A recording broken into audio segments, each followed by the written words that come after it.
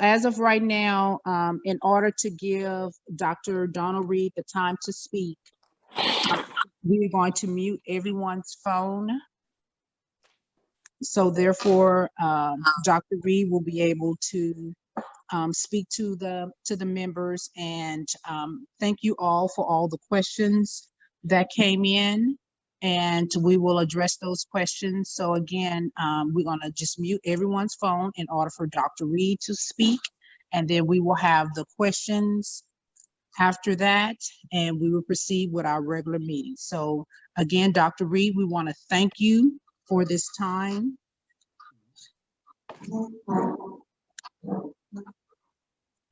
I'm sorry, I was trying to access my video, but again, it's not letting me to access. So again, I apologize for all the technical difficulties we're having on this morning. So Dr. Reed, the floor is yours. Again, thank you for coming and taking the time to speak to the Prairie View A&M Houston Alumni Chapter. The floor is yours. And looks like John Osby just joined us as well. Well, thank you everyone for allowing me to share time with you. I sincerely appreciate it. I look forward to meeting you all in person at some point here very soon to engage in conversation and get your thoughts and ideas about how we can continue to build on the legacy that you all have established as alumni, and how we can continue to make you guys proud through the sport of athletics, as well as our academic pursuits and our academic success. So I'm very honored to be a part of the PV family now, and want to be a great teammate to help us all reach the goals we have for ourselves. I've been very, very excited about our most recent year from an athletic and academic standpoint with regard to improving our GPAs and improving our retention and graduation numbers, as well as continue to improve on our academic progress rate.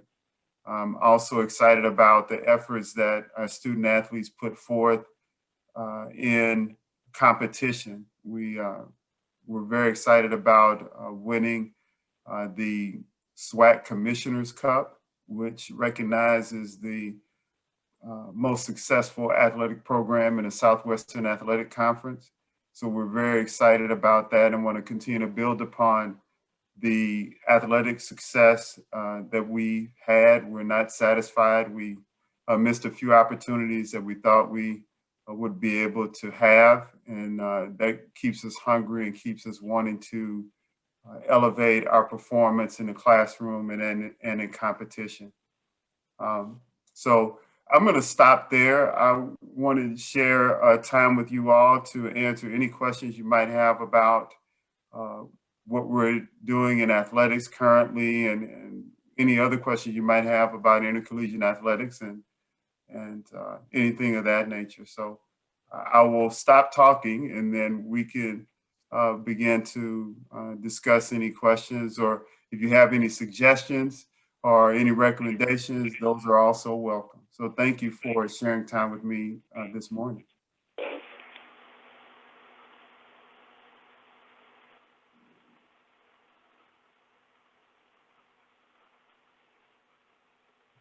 Give us 1 second. She trying to switch over and lost her connection, so I'm trying to connect up so she can connect to mine.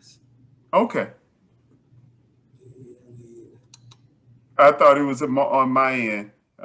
No. It's on her connection went out, so I'm trying to connect it to my computer.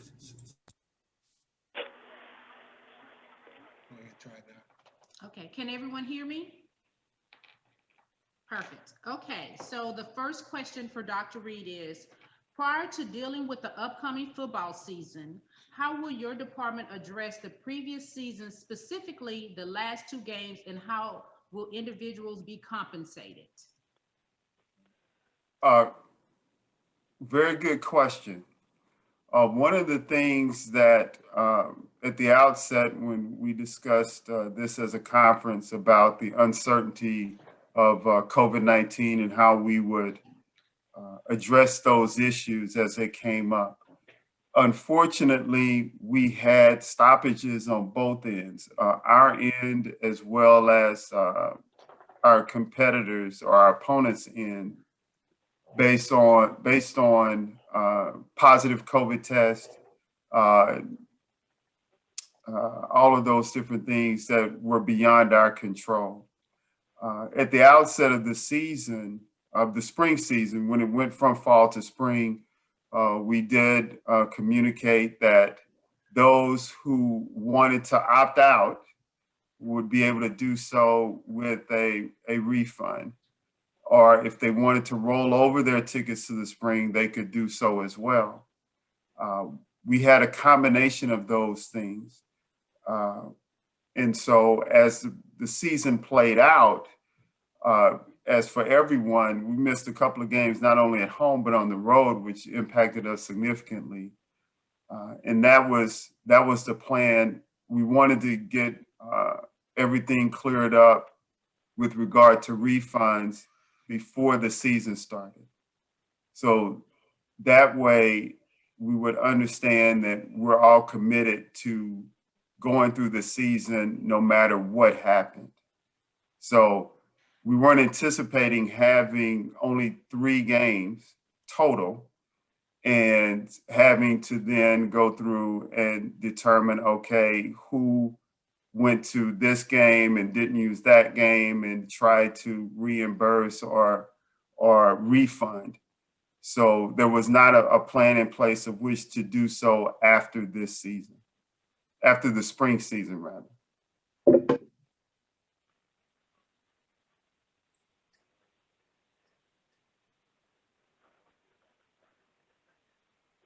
Aside from saying this is what other universities are offering as it relates to the new season ticket pricing, why the drastic spike in ticket prices? I'm not familiar with the actual ticket prices that were in 2019, other than the packages that were put in place. And I did see that there were a lot of things packaged together. So, for example, and I'm trying to remember off the top of my head, I don't have the information in front of me, but there were different types of packages that included not only football season tickets, but access to other amenities, other sports, and the like. Some of the values, depending on the package, I believe started at $400 to $450 or $300 to $350. And it was somewhat of an a la carte situation with 4 or 5 different packages.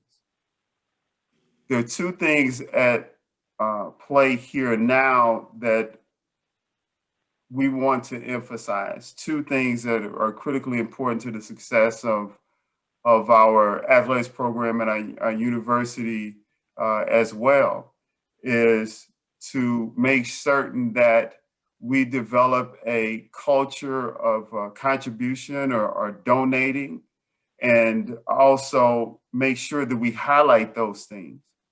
So the structure is aligned to actually address that.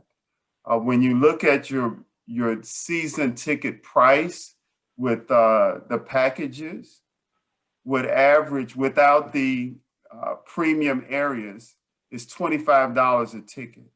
It's $100 total. And that is what the price was set as, to eliminate some of the ambiguity with all the different packages, as well as clearly define the contribution part of it, such that then we can put in game day benefits and those other things that are attached to the season ticket, especially in those premium areas. And we wanted to make sure that we highlighted those folks that select those packages and recognize them as athletics donors. So I wanted to make that something as a point of emphasis to where we are going towards, to provide opportunities for folks to be stewarded as donors, which would include parking and all those different things that would be a part of the donor experience.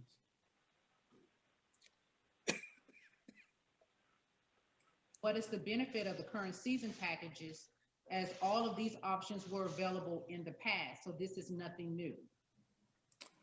I was not aware of what happened in the past. It's difficult for me to answer that because, again, I was not there for that. I did not see in the documents that I received that there was parking, access to close parking or reserved parking with any of those packages. Question number 4. Do you rationally think now is a good time to raise ticket prices on football tickets when we have not had a winning season in over 10 years? If I recall correctly, and someone can correct me, I think at one point in the last 3 or 4 years, we were 6-5. Is that correct? Anybody can answer. This can be a free flow conversation. Or the moderator, am I correct in that statement? Yes. Okay, so that statement, winning season, can be tricky. If we're talking about conference season as opposed to overall, all those things. To answer the question, I did not consider winning versus 500 versus one game below 500 to determine the overall season ticket price. And there are two things at play here. The actual season ticket price point starts at $25 per game. And then depending on if you want to keep reserved sections, you're able to do so. And we've added some amenities that I didn't think existed, like close parking, those kinds of things that will be a part of your package. You will receive a hang tag for your car, and you'll be able to park in lots based on your hang tag, and you'll have access to other amenities that others that choose to do game by game, which is an option that for those who would like to choose that option, they're more than welcome to do so.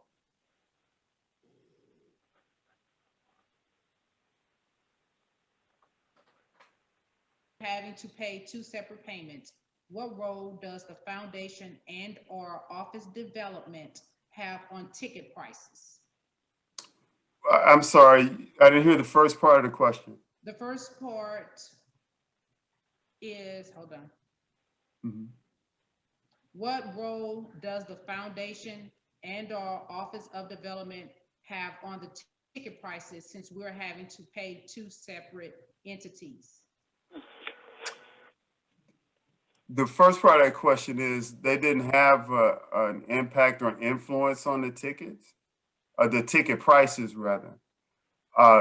The separation is to make certain that those that chose those options would be recognized as a contributor, and their donation would go into university development so they could be stewarded and recognized as a donor. Unlike when the season packages that you would pick, you would not be recognized as a donor.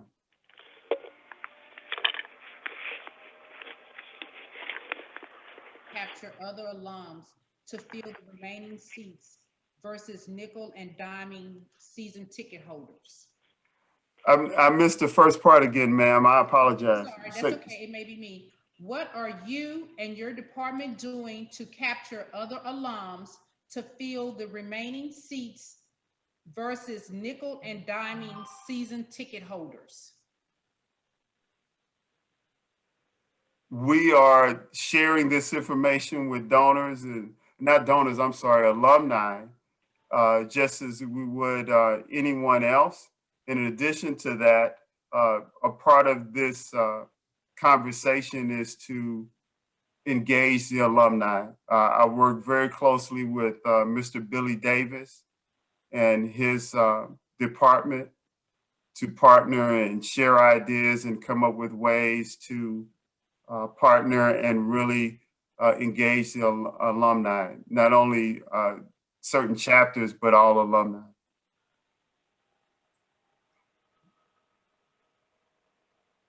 Next question is, has Dr. Ruth Simmons approved or endorsed this increase? She's aware of the information. I don't know if it's an endorsement or anything of that nature. We talked about this at the outset as to how I would be looking at different things and making tweaks to what it is we've been doing. And the lack of funds from the previous season due to COVID. We understand the lack of funds from the previous season due to COVID had an impact on finances. Is this a way to recoup those funds by raising the ticket prices?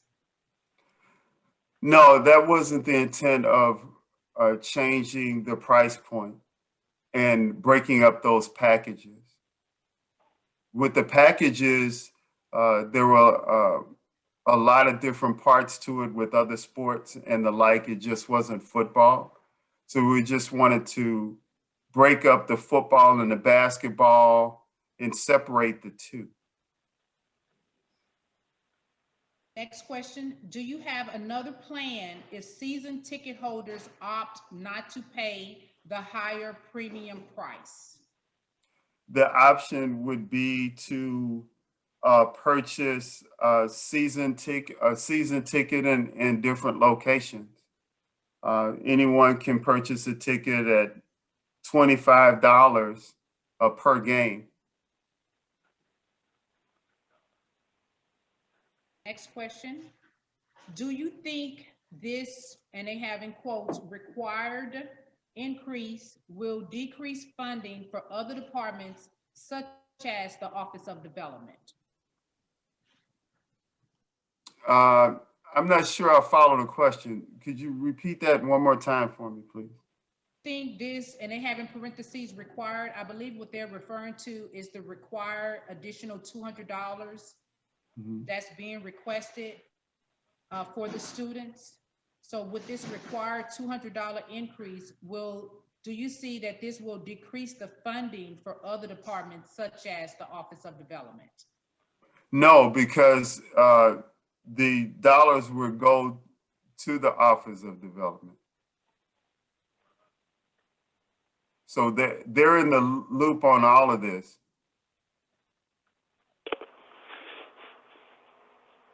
Question 11, why was this not addressed prior to emails and letters going out?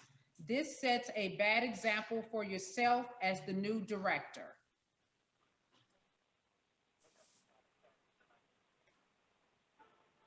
So what was the first part of the question? Again.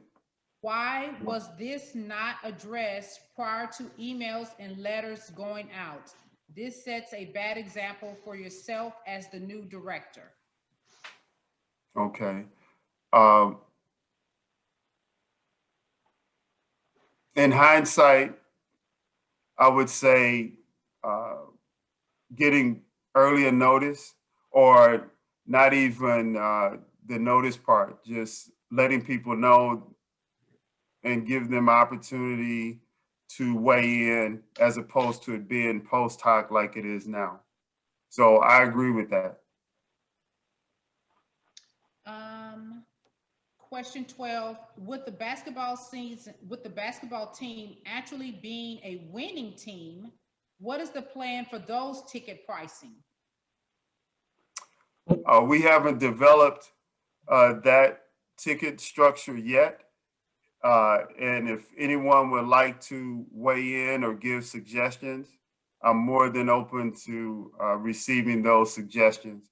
I only ask that you compile them if these are questions coming specifically from the Houston Alumni Chapter. If you or whomever the scribe would be to compile these questions and share with me sooner rather than later.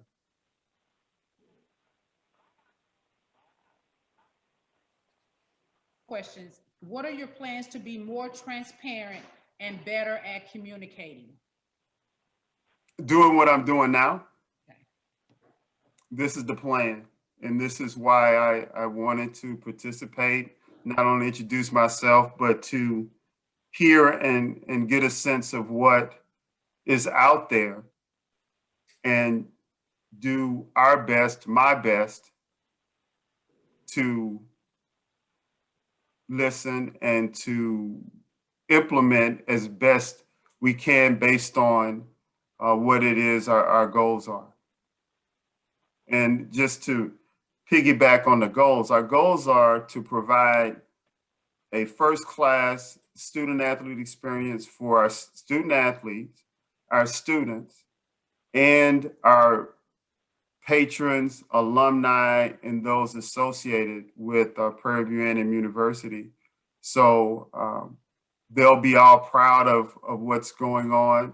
Not that no one isn't proud. I just want to continue to build upon the foundation that you all have set so we can see and sustain excellence.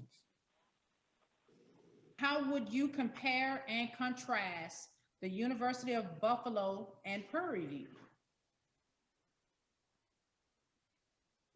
In what context? Is there context to that, or is just generally speaking?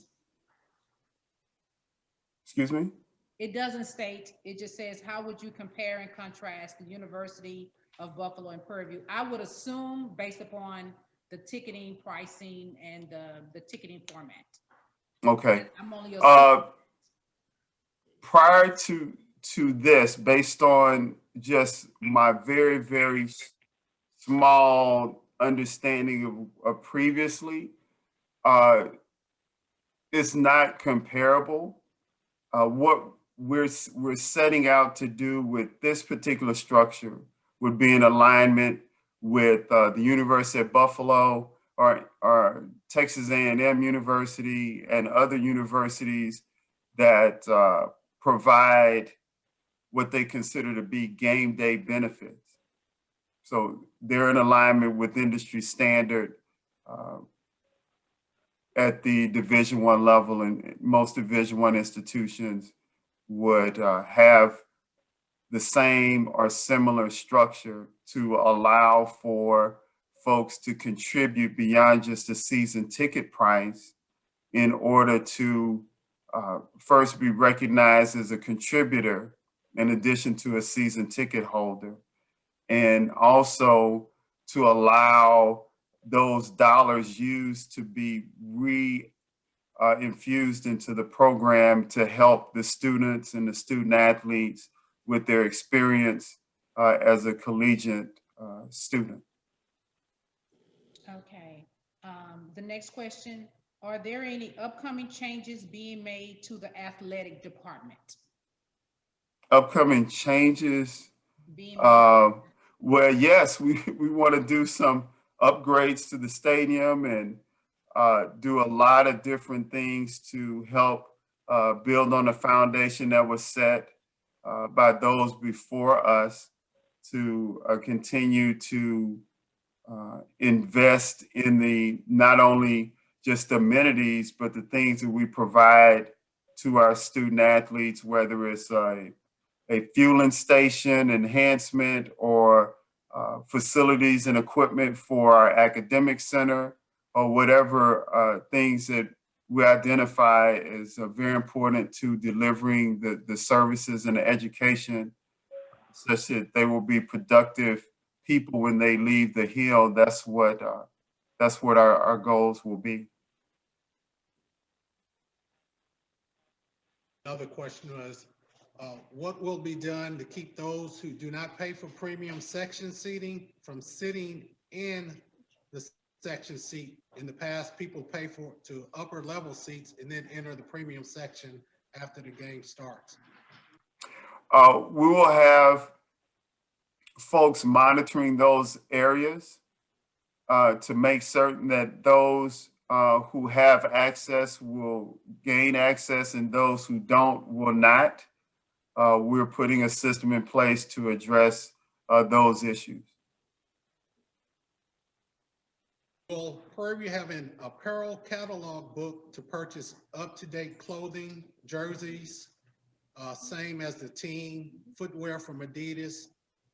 And if not, when does the contract end with the apparel company that will make gear for us? I'll answer the last part first.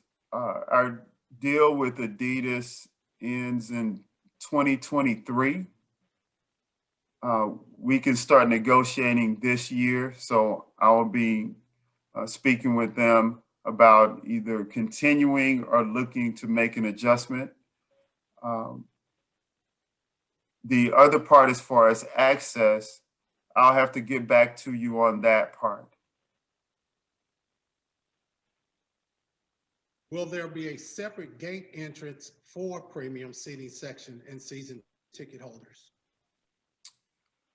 There'll be a designated area. However, if folks choose to enter other entrances, they're more than welcome to do so, but their credential or band will allow them into their section. The ticket will also show that as well. That was all from the submitted questions. We'll take a couple of minutes to see if there are any questions from anyone.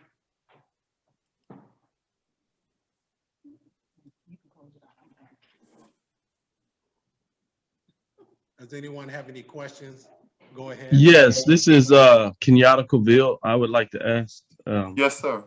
2 quick questions. Yes, sir. My first, thank you, Dr. Donald Reed. Welcome, Prairie View A&M University. Welcome back. Thank you for taking the time to ask some of these questions, very poignant questions, but I appreciate you for doing that.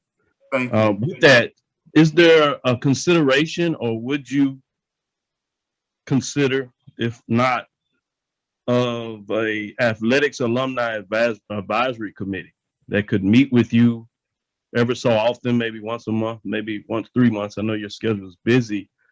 That could provide a direct voice of alumni, both those booster groups and some that are outside of the booster groups, that could provide you a framework of different people's thoughts that you could really create a bank of information about as you go about making very critical decisions that are both necessary to the athletic department, but also cognizant of the brand of alumni, what they're thinking, what direction they would like to help you see the athletic department along with the university move.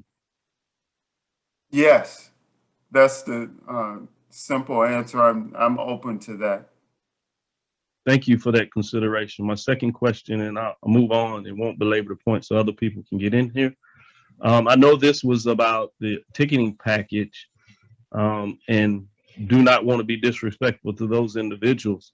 But when will we hear about opportunities, or can we call you about specific questions in terms of re-engaging for the suite opportunity to purchase the suite if we have been previous season suite holder?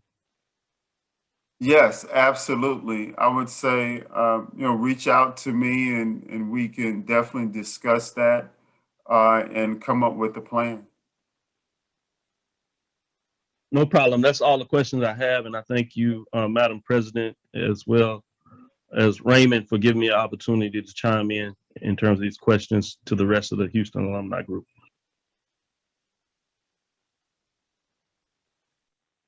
Any other additional question? We'll take one more question from the field for Dr. Reed. there anyone else? There wasn't anything that we hadn't already covered? So, John Osby here. I'll just chime in and say thanks for your participation today, Dr. Reed. Always enjoy seeing you and talking to you. One thing I would encourage you to that was an irritant in the past for season ticket holders was the service in the den, and to make certain that Sodexo had enough had enough concessions to take care of their obligation in the den. They always ran out at either at halftime, and by the end of the third quarter, there was nothing, and that was an irritant to season ticket holders. So, and I can understand why that was a drain in making your decisions, but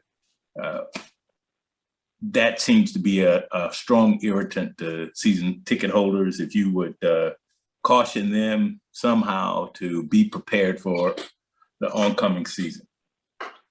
I had a meeting with them on Wednesday.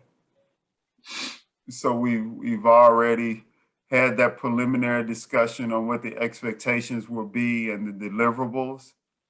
And it'll be an ongoing conversation as we move towards our opening game, which is the third week of our season. So very excited about that. And thank you for the comments and the things that you shared.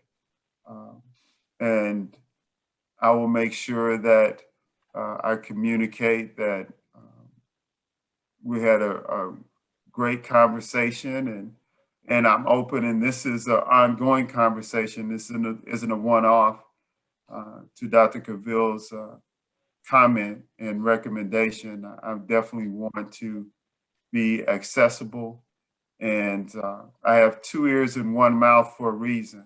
I listen, I want to listen and try to listen twice as much as I speak, so I can hear and understand what's being communicated and how I can assist and our staff can assist to move in the direction that has been shared as best we can. Thank you, sir. This is Joan. I have one quick question. Oh, You Yes, mentioned ma'am. oh, go you right ahead. mentioned We closed the 2 ears to listen. Maybe I missed it, but I noticed that at Prairie View's games, there is a big rush to have tailgating. Did you mention anything about tailgating? Because I know because of the pandemic, it may be mighty hard for people to get, their enjoyment in tailgating and renting RVs and having all kinds of excitement. What's the status on that for this coming season? There will be tailgating. Chief and I have a meeting scheduled for early next week to talk about the details. And this is something that I'm learning, that tailgating, especially during homecoming week, is very, very important, and it's a tradition. So I want to make sure that we put our best foot forward with regard to the parking element, as well as the RV lots and all of those things. So I've been having ongoing conversations, at least for the last 2 to 3 months, about that element and what we can do to make sure that all things go well. So I'll have more information about that piece. Our parking services will release some information as well.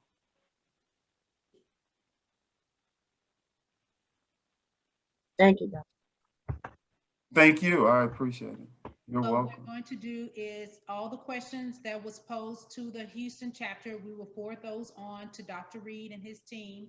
If you have any additional questions or comments, I will also put the link to Dr. Reed's contact information, and he or someone from his team we'll be reaching back out to you. So again, thank you, Dr. Reed, for this time for us to chat and get to know one another and get some questions outlined and put on the table. So until next time, thank you.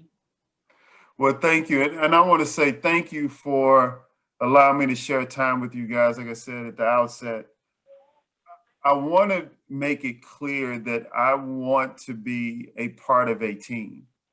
This is not about me or what I want to do and what I decided to do. I'm a part of a team. I truly believe that.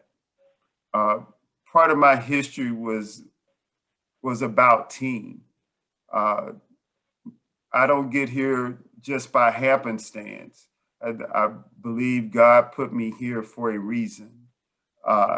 And I'm prepared and want to be a great partner, citizen of Prairie View A&M University and your alumni association. So I want this to be a team effort, not, well, this particular person or this particular group decided to do this and that.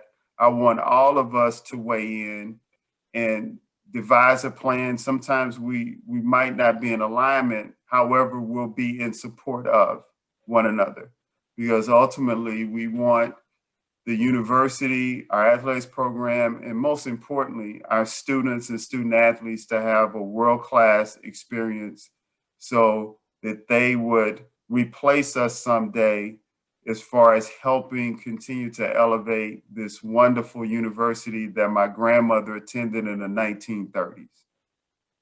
So it's not about me, and it's not just about our athletics program. It's about everyone helping these students. And our role is to help the 400 plus student athletes have the best experience we could possibly provide so that they can learn, grow, develop, become well-educated, and be productive citizens in their communities, in the country, in the world, whatever they choose to do, and give back to the place that helped them grow. And that's all I talk to my staff about and others. I'm here to help.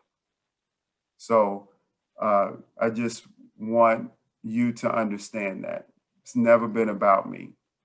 It's about what I can do to help others and partner with others for us to help these young people have success and have a great education at a great prestigious university. Thank you for the platform. I appreciate it. Thank you. Thank you. And we Thank welcome you to come back anytime that you want to. We usually meet every third Saturday. Sometimes we have to adjust for Prairie activities and for games, but you're more than welcome to come back at any time. Here's our president coming back over here. Here you go. All right, again, thank you. And I appreciate the team sticking on. I know we went a little over schedule, but that's okay. This was worth some good sharing and knowledgeable information. So the invitation has been extended to you, Dr. Reed. So again, thank you. Well, thank you all and enjoy your weekend. Take care.